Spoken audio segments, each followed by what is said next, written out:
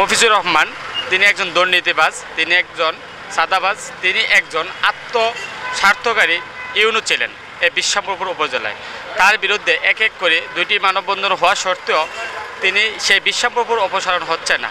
দুর্নীতিবাজ সেই মফিজুর রহমানকে বিশ্বামপুর থেকে সরিয়ে আনলে বিশ্বামপুরবাসী সেই যে সৌন্দর্যের নীলাভূমি, সেই নীলাভূমি ফিরে পাবে।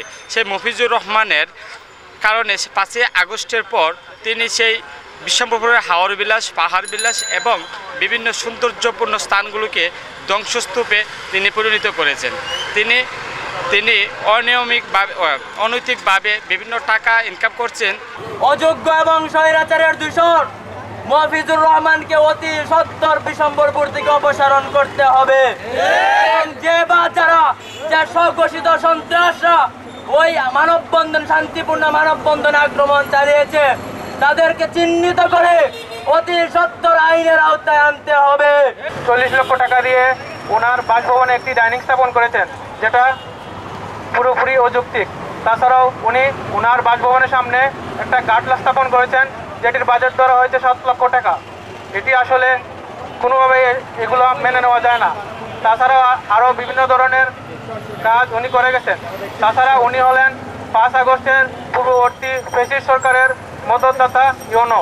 ওনার মাধ্যমেই ফ্যাসিস্টরা বিভিন্ন ধরনের উপকর্ম করে যাচ্ছিল আমাদের বিশ্বামপুর উপজেলায়, এবং উনি অতি দ্রুত যেন পদত্যাগ করে উনি আমাদের বিশ্বামপুর উপজেলাবাসীকে মুক্ত করেন। মানববন্ধনে এই ইউনোর বিরুদ্ধে বিপ্লবী চত্বরে যাত্রা অবস্থায় সেই মফিজুর রহমান একজন দুর্নীতিবাজ, অপনীতিবাজ এবং তিনি একজন আত্মসাৎকারী।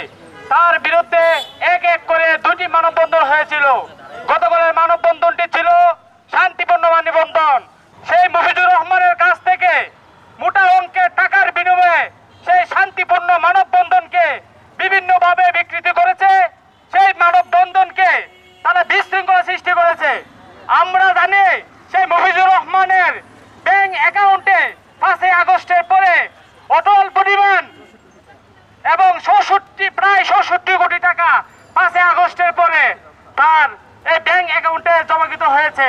যে বা যারা মফিজের গুন্ডা বাহিনী সেজে গতকালকের মানববন্ধনে আমাদের ভাইদের উপর আক্রমণ করেছে, অতি সত্বর তাদেরকে চিহ্নিত করে আইনের আওতায় আনতে হবে। আমরা আগামী 48 ঘন্টা পর দুর্বার আন্দোলন গড়ে তুলব বিশ্বামপুরকে রক্ষা করার জন্য, ইনশাআল্লাহ।